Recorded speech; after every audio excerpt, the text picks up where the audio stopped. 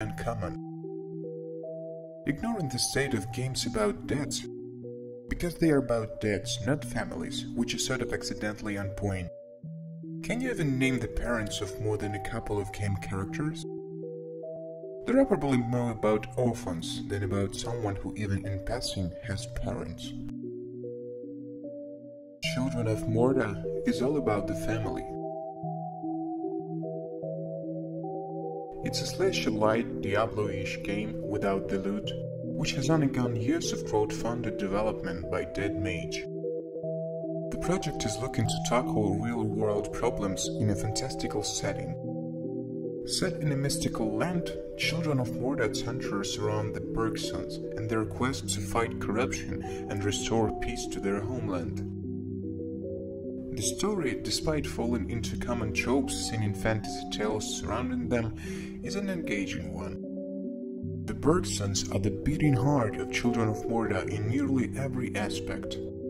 Although the story is about an ancient evil taking over sacred lands, they are driving force from start to finish. The true narrative is that of the constantly unraveling lore of the Bergsons. As you progress, you learn more about the rich history of this bloodline and find yourself intertwined in their affairs. Practically every moment of the story that's focused on Bergsons and their relationships is utter joy. The interactions between the family are heartwarming, funny, and sad at times. They will do anything for one another, and they have no compunction about heading into danger to protect their kin. Even if you don't play co-op, you'll occasionally have a Bergson turn up to help in some way, and it makes all the sense in the world. Why wouldn't you bring out more than one of your elite warriors when you're fighting a world-ending cataclysm? All of the dungeons, forests, and temples you'll explore in Children of Morta are procedurally generated. Despite the obvious concerns, they still have a sense of consistency and cohesiveness to them. There is a good distribution of loot, enemies, puzzles, and alternate pathways. Children of Morta is designed using hand-painted pixel art and frame-by-frame animations. The work here is beautifully done and makes for some gorgeous visuals. This is especially evident with the characters themselves. Even with the 2D art style, Dead Mage manages to give each member of the Bergsons their own clear-cut design that makes them stand out and easily distinguishable from the others. The choice to go frame by frame with animations also makes the world feel more alive. It's the little details such as Linda's hair bouncing side to side as she sprints and flips through a cave, or the leaves rustling in a tree that give Children of Morta a refreshing sense of life. The sound design is another key feature that makes this action RPG feel so lively. Sounds like John's sword slicing through the air when you miss an enemy, or the soft sounds of boots stepping through dirt are the prime examples of the attention to detail with all of the environmental sound effects. And the music, oh goodness, the music. I can only describe it as Diablo-esque with a hint of an Arabian flair. It's like taking your favorite dish, adding some spices, and coming up with something altogether new and interesting. The variety amongst the different members of the Bergson clan are spotlighted in the gameplay, which is the most substantial part of Children of Morta.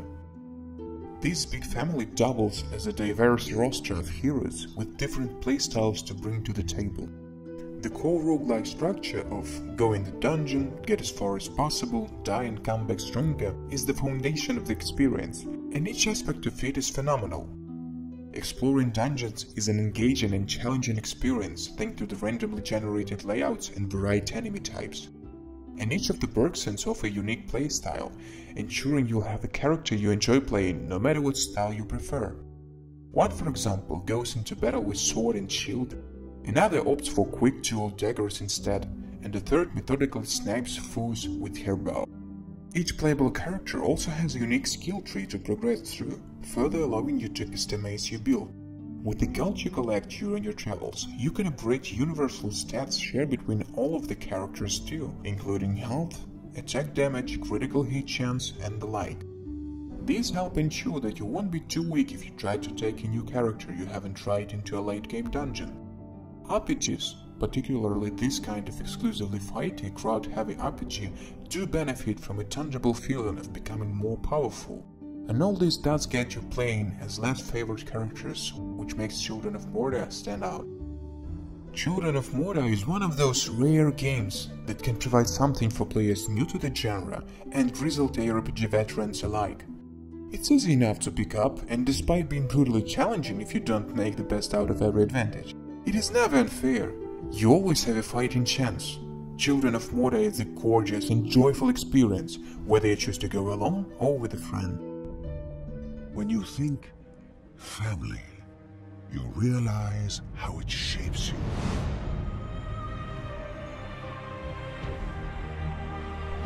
How it shapes us all.